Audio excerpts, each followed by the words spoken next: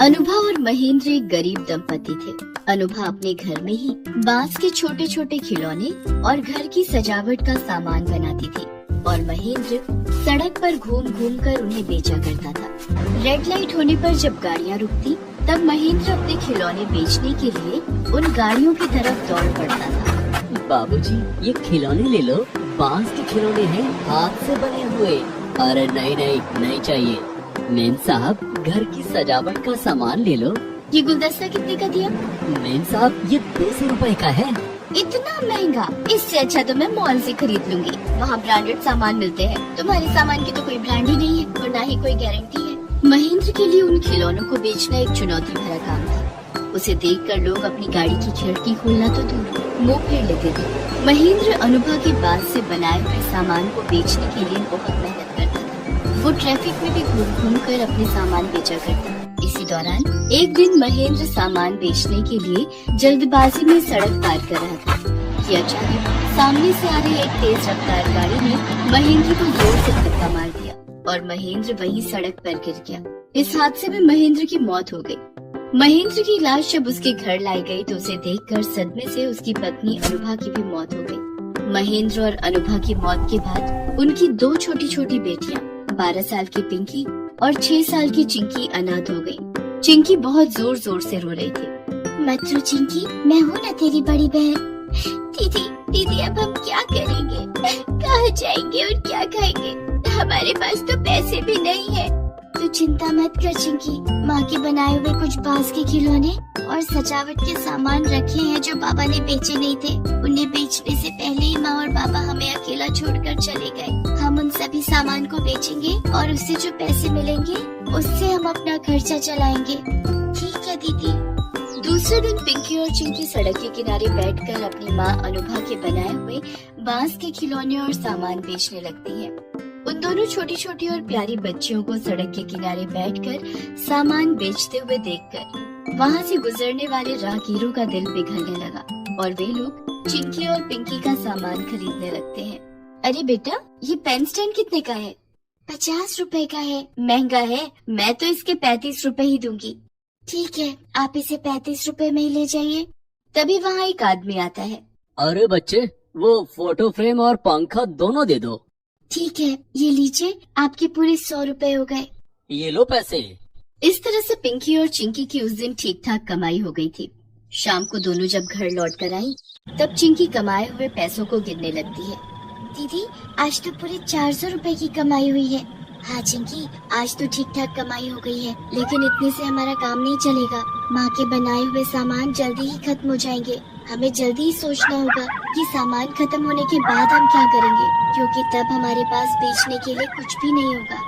चिंकी और पिंकी बात कर ही रहे थे कि तभी दरवाजे पर दस्तक हुई।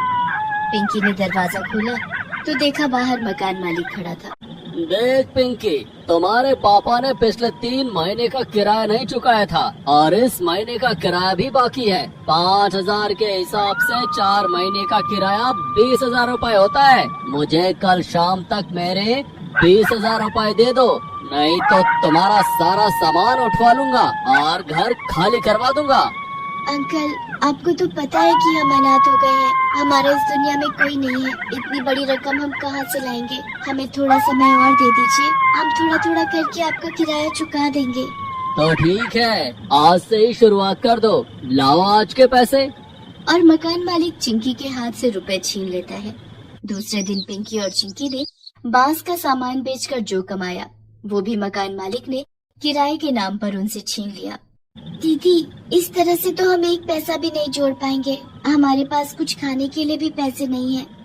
मेरे मन में एक ख्याल है, हम कल वैसा ही करेंगे। क्या करेंगे दीदी? कल सुबह हम कपड़े और बेचने वाले सारे सामान लेकर यहाँ से निकल जाएंगे। पहले हम अपना सारा सामान बेच देंगे और फिर यहाँ लौट कर नहीं आएंगे। हम लोग अपने रहने का इंतजाम कहीं और कर लेंगे। इससे हमें मकान मालिक को और रुपए भी नहीं देने पड़ेंगे। तो क्या मकान मालिक को बिना बताए हम यहाँ से भागने वाले हैं?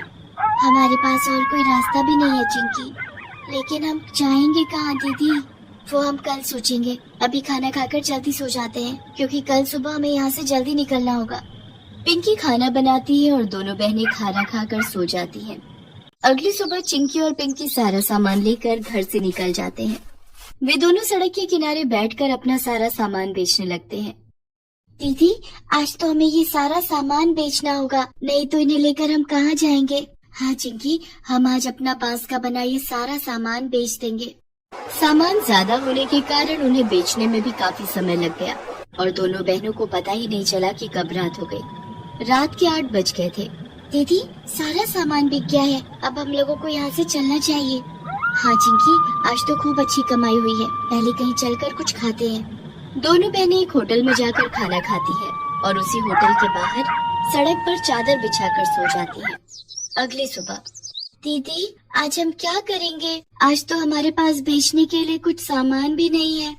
चिंकी, पहले हमें अपने रहने का ठिकाना ढूंढना होगा, रोज रोज हम सड़क पर नहीं सो सकते। हाँ दीदी, लेकिन हमारे पास तो सिर्फ 1000 रुपए है, इतने पैसे में तो कोई भी हमें किराए पर घर नहीं देगा। तभी पिंकी को याद आता है कि उसने अपनी स्कूल की किताब में पढ़ा था कि कैसे एक आदमी ने अपने लिए बांस का घर बनाया था और माँ भी तो बांस के छोटे छोटे घर बनाया करती थी। दरअसल माता पिता की मौत से पहले दोनों बहनें सरकारी स्कूल में पढ़ती थी, लेकिन अनाथ होने के कारण दोनों की पढ़ाई छूट गई थी। चिंकी, हम अपने लिए खुद का घर बनाएंगे, वो भी अपने हाथों से। वो कैसे दीदी? देख, जैसे माँ खिलौने के लिए बांस का छोटा सा घर बनाती थी, ठीक वैसे ही हम बड़ा घर बनाएंगे जिसमें हम रह सके। ठीक है दीदी, लेकिन हम इतना सारा बांस कहाँ से लाएंगे? बांस लाने के लिए हमें जंगल जाना होगा। मैं बाबा के साथ जंगल भी गई हूँ, मुझे जंगल का रास्ता पता है, तो चल मेरे साथ। और दोनों बहनें जंगल की ओर निकल पड़ती हैं। जंगल पहुंचकर दोनों ने देखा कि ढेर सारे बांस के पेड़ हैं। पिंकी ने शहर के किनारे और जंगल के बगल में एक जगह चुन ली और दोनों बहनें जंगल से बांस लाकर इकट्ठा करने लगी। धीरे धीरे करके दोनों बहनों ने काफी बांस इकट्ठा कर लिया। ये सब करते करते रात हो गई और दोनों वहीं सो गई। अगली सुबह, चिंकी उठ, हमें जल्दी से अपना घर बनाना है। और पिंकी बांस का घर बनाना शुरू कर देती है। चिंकी अपने नन्हे हाथों से बड़ी बहन पिंकी की मदद करने लगती है। लगभग 3 दिन की मेहनत के बाद पिंकी और चिंकी ने अपने लिए एक बांस का घर बना लिया था, जो देखने में बहुत ही सुंदर लग रहा था। दीदी, हमारा ये बांस का घर कितना सुंदर है ना? हाँ चिंकी, ये घर हमारे पुराने घर से भी ज्यादा सुंदर है और इस घर में रहने के लिए हमसे कोई किराया भी नहीं मांगेगा। दीदी, हम इस घर को बांस की बनी फूलों और पत्तियों से सजाएंगे। हाँ चिंकी, चलो हम बांस से फूल और पत्तियाँ बनाते हैं। और दोनों बहनें बांस से फूल और पत्तियाँ बनाने लग जाती हैं। पिंकी ने बहुत सुंदर फूल बनाए, जिसे देखकर चिंकी खुशी से चहक उठी। दीदी, जब तुम बांस से इतनी सुंदर फूल और पत्तियाँ बना सकती हो, तो क्यों न इस बांस से और भी ज्यादा फूल और पत्तियाँ बनाकर हम बाजार में बेचें? इससे हमारी कमाई भी हो जाएगी। अच्छा आइडिया है चिंकी, हम यही काम करेंगे। अपना घर सजाने के बाद पिंकी और चिंकी दोनों बहनें मिलकर बांस से फूल और पत्तियाँ बनाने लगती हैं और उन्हें बनाकर बाजार में बेचने के लिए जाती हैं। पिंकी और चिंकी सड़क के किनारे चादर बिछाकर अपने बांस के फूल और पत्तियाँ बेचने लगती हैं। आने जाने वाले राहगीर उनसे सामान खरीदने लगते हैं। वो फूल कितने सुंदर लग रहे हैं, गाड़ी में सजाने के लिए ले लेते हैं, हमारी गाड़ी और सुंदर लगेगी ना? हाँ हाँ, क्यों नहीं, और ज्यादा ले लो, अपने घर के ड्राइंग रूम में भी सजा देना। वो फूल दे दो। ये लीजिए मैडम जी। कितने पैसे हुए? 200 रुपए हो गए। ठीक है, ये लो पैसे। और इस तरह से दोनों बहनों के बांस से बनाए हुए सजावट के सारे सामान बिक गए। दोनों बहनें खुशी खुशी घर आ जाती हैं। दीदी, हम कल और भी ज्यादा सामान बनाएंगे। हाँ चिंकी। तभी उनके दरवाजे पर दस्तक हुई। दीदी, हमारे घर कौन आया होगा? पता नहीं चिंकी, मैं जाकर देखती हूँ। पिंकी ने दरवाजा खोला तो बाहर एक आदमी खड़ा था। जी बताइए। मेरा नाम विक्रम है, मैं पास ही में पर्यटकों के लिए एक नया रिजॉर्ट खोल रहा हूँ। मुझे आपका ये बांस का घर बहुत पसंद आया। मैं अपने रिजॉर्ट में बांस के छोटे छोटे कमरे बनाना चाहता हूँ। क्या आप मेरे रिजॉर्ट में बांस के कमरे बनाएंगी? इस काम में मदद करने के लिए मैं आपको हेल्पर भी दूंगा। आपको रिजॉर्ट की सजावट के लिए बांस की फूल पत्तियां भी बनानी होंगी। इस काम के लिए मैं आपको अच्छे पैसे भी दूंगा। ये सुनकर तो पिंकी और चिंकी की खुशियों का ठिकाना न रहा। पिंकी तुरंत इस काम के लिए राजी हो गई और अगले ही दिन से दोनों बहनों ने बांस के कमरे और सजावट का सामान बनाने का काम शुरू कर दिया। और इस तरह से दोनों बहनें काफी मशहूर भी हो गई। उन्हें लगातार काम भी मिलने लगे। अब दोनों बहनों की गरीबी के दिन भी दूर हो गए। मालती ने एक हादसे में अपने पति को कई साल पहले खो दिया था। उसके 2 बच्चे थे, रिंकू और पिंकी। मालती पढ़ी लिखी नहीं थी। वो एक टूटी फूटी झोपड़ी में अपने दोनों बच्चों के साथ रहती थी। घर चलाने के लिए वो लोगों के घरों में बर्तन साफ किया करती थी। किसी तरह वो अपने दोनों बच्चों का पेट पाल रही थी। फिर एक दिन, रिंकू जल्दी कर बेटा, स्कूल का टाइम हो रहा है, फिर मुझे काम पर भी जाना है। माँ, आज मेरा स्कूल जाने का मन नहीं है। नहीं बेटा, ऐसा मत बोल। पढ़ लिख कर बड़ा आदमी बनना है ना, तो स्कूल जाना पड़ेगा ना। चल बेटा, अब देर मत कर। रिंकू पास के ही सरकारी स्कूल में पढ़ता था। मालती रोज सुबह पहले रिंकू को स्कूल छोड़ती, फिर पिंकी को अपने साथ लेकर काम पर जाती थी। पिंकी 3 साल की थी। वो एकदम चुलबुली और शरारती थी। मालती उसे अपने पास बिठाकर लोगों के घर काम करती रहती थी।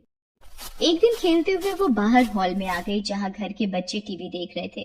पिंकी भी टीवी में चल रहे कार्टून देखने लगती है। तभी घर के मालिक का बेटा बबलू उसे देखकर बोला, ए पिंकी, चल जा यहाँ से, ये हमारा टीवी है। बबलू की उम्र करीब 7 साल की थी। उसके मना करने पर भी पिंकी वहां से नहीं जाती। उसे कार्टून देखना अच्छा लग रहा था। इस पर बबलू को गुस्सा आ गया। उसने पिंकी को चिढ़ाने के लिए फ्रिज से एक चॉकलेट निकाली और उसे पिंकी को दिखा दिखाकर खाने लगा और बोला, अरे वाह, कितनी टेस्टी चॉकलेट है यार, मजा आ गया। ए पिंकी, तू खाएगी क्या? हाँ भैया, दो ना। बबलू पिंकी की तरफ चॉकलेट बढ़ाता है, लेकिन जैसे ही पिंकी अपना हाथ बढ़ाती है, वो चॉकलेट पीछे खींच लेता है और जोर से हंसते हुए कहता है, मुंह देखा है तूने अपना? पता भी है कितनी महंगी है ये, चल निकल यहाँ से। पीछे खड़ी मालती ये सब देख रही थी। उसे बबलू पर बहुत गुस्सा आता है, लेकिन वो उसे कुछ नहीं कहती और पिंकी को अपने पास बुला लेती है। पिंकी रोते हुए मालती के गले लग जाती है। मालती उसे चुप कराती है और पिंकी को अपने पास बिठाकर वापस काम में लग जाती है। इतने में घर की मालकिन उसके पास आती है और उससे कहती है, मालती, इस पन्नी में खाना है, कल रात बच गया था, तू ले जा, अपने बच्चों को खिला देना। मालती चुपचाप वो खाना ले लेती है।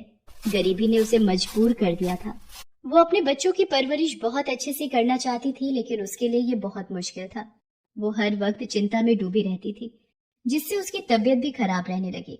ज्यादातर बीमार रहने की वजह से कई लोगों ने उससे काम कराना बंद कर दिया। अब तो हालात और खराब हो गए। नौबत ये हो गई कि उसे बचे खुचे खाने से ही अपने दोनों बच्चों का पेट भरना पड़ रहा था। वो खुद कुछ भी नहीं खाती थी, जो कुछ मिलता उसे बच्चों को ही खिला देती थी। इस वजह से मालती की हालत दिन ब दिन और खराब होती गई और एक दिन वो चक्कर खाकर गिर पड़ी और फिर कभी नहीं उठी। पिंकी और रिंकू अब अनाथ हो गए थे। उनका ख्याल रखने वाला अब कोई नहीं था। रिंकू बड़ा था, उसने खुद को संभाल लिया था, लेकिन पिंकी इस सब के लिए बहुत छोटी थी अभी। भैया, माँ कहाँ है? बताओ ना भैया, मुझे बहुत भूख लगी है। पिंकी, माँ हमसे बहुत दूर चली गई है, लेकिन तू रो मत, खाना मैं लाऊंगा। रिंकू अपनी बहन पिंकी का हाथ पकड़कर निकल पड़ता है खाने की तलाश में, पर उसके पास ना तो पैसे थे और ना ही पैसे कमाना वो जानता था। दोनों बच्चे भूख से बेहाल होटलों के बाहर यहाँ वहाँ घूमने लगते हैं। तभी उनकी नजर एक बूढ़े आदमी पर पड़ती है, जो होटल के बाहर बैठकर कुछ खा रहा था। रिंकू उन बूढ़े बाबा के पास जाकर कहता है, बाबा, बहुत भूख लगी है, कुछ खाने को दे दो ना।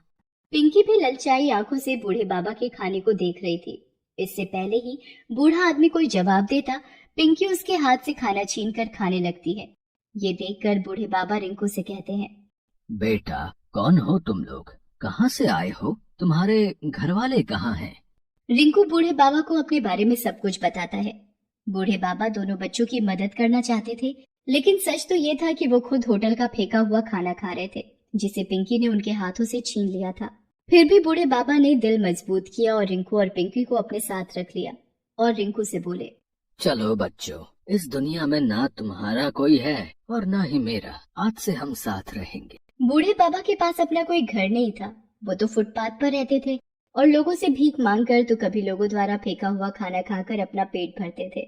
रिंकू और पिंकी उन्हें अपने साथ अपनी झोपड़ी में लेकर जाते हैं और फिर तीनों वहीं एक साथ रहने लगते हैं। बूढ़े बाबा बुजुर्ग भी थे और कमजोर भी, लेकिन फिर भी उन्होंने दोनों बच्चों का बहुत अच्छे से ख्याल रखा। वो दिन भर भीख मांगते, होटलों के बाहर से खाना उठाते और फिर उस खाने को बच्चों के साथ बांटकर खाते थे। इस तरह कुछ दिन तो खाने का जुगाड़ हो गया, लेकिन फिर बूढ़े बाबा की तबीयत बहुत खराब रहने लगी। रिंकू ने बूढ़े बाबा को घर से बाहर जाते देखकर उनसे कहा, कहाँ जा रहे हो बाबा? आपको तो तेज बुखार है, आज मुझे जाने दो, मैं सबके लिए खाना लेकर आऊंगा। नहीं बेटा, नहीं, मैं ठीक हूँ। तुम घर पर रहो पिंकी के साथ, मैं जाता हूँ और कुछ लेकर आता हूँ खाने के लिए। बाबा झोपड़ी के बाहर निकले ही थे कि अचानक बेहोश होकर जमीन पर गिर गए। दोनों बच्चे उन्हें सहारा देकर बिस्तर पर लेटाते हैं और बाबा को पानी पिलाते हैं। थोड़ी देर बाद बाबा को होश तो आ जाता है, लेकिन अब भी वो खड़े होने की हालत में नहीं थे। रिंकू को समझ आ गया था कि अब उसे ही कुछ करना होगा। वो पिंकी को बाबा के पास छोड़कर घर से बाहर निकल जाता है। वो पूरा दिन इधर उधर भटकता है, लेकिन उसे खाने के लिए कुछ भी नहीं मिलता। अचानक उसे एक बेकरी की दुकान दिखाई देती है। वो चुपचाप एक ब्रेड का पैकेट उस दुकान से चुरा लेता है। घर पहुंचकर वो देखता है कि पिंकी एक सूखी सी रोटी खा रही है। रिंकू उससे कहता है, पिंकी, ये क्या खा रही है तू? कहाँ से लाई ये रोटी? भैया, बाहर जो टॉमी घूमता है ना, एक अंकल उसके लिए ये रोटी डाल गए थे। टॉमी ने उस रोटी को सूंघा, लेकिन पता नहीं क्यों उसने ये रोटी खाई नहीं। मुझे बहुत भूख लग रही थी भैया, इसलिए मैंने ये रोटी उठा ली। भैया, टॉमी को बुरा लगा होगा क्या मैंने उसकी रोटी उठा ली तो? पिंकी की बात सुनकर रिंकू की आंखों में आंसू आ जाते हैं। वो पिंकी को गले से लगा लेता है और उससे रोटी लेकर बाहर फेंक देता है। फिर उसे ब्रेड के पैकेट से ब्रेड निकाल कर खाने को देता है। पिंकी बड़े मन से ब्रेड खाती है और उसे खाते देखकर रिंकू को बहुत सुकून मिलता है। रिंकू बची हुई ब्रेड बूढ़े बाबा को खिला देता है और खुद भूखा ही रहता है। ऐसे ही एक दिन खाने की तलाश में भटकते रिंकू और पिंकी एक पार्क में पहुंचे। पार्क में लगे झूलों को देखकर पिंकी ने रिंकू से कहा, भैया देखो ना, कितने अच्छे झूले हैं, मुझे भी झूलना है इनमें। चल पिंकी, मैं तुझे झुलाता हूँ। रिंकू पिंकी को लेकर पार्क के अंदर जाने की कोशिश करता है, लेकिन वहाँ का गार्ड उन्हें अंदर नहीं जाने देता। फिर दोनों पीछे की दीवार फांदकर पार्क के अंदर चले जाते हैं।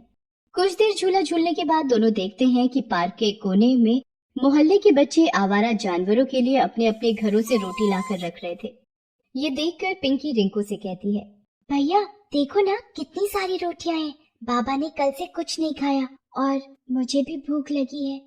चलो ना, ये रोटियां लेकर चलते हैं घर। किसी को खानी होती तो यहाँ छोड़कर थोड़ी ही जाता। रिंकू जानता था कि वो रोटियां जानवरों के लिए थी, लेकिन पिंकी को मना करने की भी उसकी हिम्मत नहीं हुई। मजबूर होकर उसने पिंकी के साथ वो सारी रोटियां उठाई और उन्हें घर ले गया। तीनों ने वही रोटियां खाकर अपनी भूख शांत की। अब रिंकू और पिंकी दोनों छिपकर उस पार्क में जाने लगे और जैसे ही वहाँ खूब सारी रोटियां इकट्ठा हो जाती, दोनों उन्हें उठाकर घर ले आते। कई दिनों तक ऐसे ही चलता रहा, लेकिन एक दिन एक बच्चे ने उन्हें ऐसा करते देख लिया। उन्हें देखते ही बच्चे ने शोर मचाना शुरू कर दिया। वो देखो, उन दोनों को, हमारी रोटियों को उठा रहे हैं। कितने बुरे हैं ये, बेचारे कुत्तों का खाना ले रहे हैं। इन्हें तो मजा चखाना ही पड़ेगा। वो बच्चे अपने सारे दोस्तों के साथ मिलकर रिंकू और पिंकी का पीछा करते हैं। वो देखते हैं कि रिंकू और पिंकी उन रोटियों को न सिर्फ खुद खा रहे थे, बल्कि बीमार पड़े बूढ़े बाबा को भी खिला रहे थे। ये सब देखकर सभी बच्चों का दिल पिघल जाता है। सारे बच्चे अच्छे घरों से थे। उन्होंने रिंकू और पिंकी के बारे में अपने माता पिता को बताया। सभी ने रिंकू और पिंकी की मदद करने का फैसला किया। बच्चे अपने माता पिता के साथ रिंकू और पिंकी की झोपड़ी के पास पहुंचे। इतने सारे लोगों को देखकर रिंकू ने डरते हुए उनसे पूछा, आप लोग यहाँ क्यों आए हैं? हमें माफ कर दीजिए, आगे से हम नहीं उठाएंगे वहाँ से रोटियाँ। तभी एक महिला आगे बढ़ती है और रिंकू के सिर पर हाथ रखते हुए कहती है, डरो मत बेटा, अपने बारे में सब कुछ बताओ हमें, हम तुम्हारी मदद करना चाहते हैं। और ये बूढ़े बाबा कौन है तुम्हारे साथ? फिर रिंकू ने सब कुछ बताता है, अपने और पिंकी के बारे में भी और बूढ़े बाबा के बारे में भी। सब कुछ जानकर वहाँ मौजूद हर किसी की आंखें नम हो जाती हैं। सभी लोग मिलकर बूढ़े बाबा का इलाज करवाते हैं, साथ ही तीनों के खाने की जिम्मेदारी भी लेते हैं। हर रोज कोई न कोई अपने घर से तीनों के लिए खाना लेकर आता।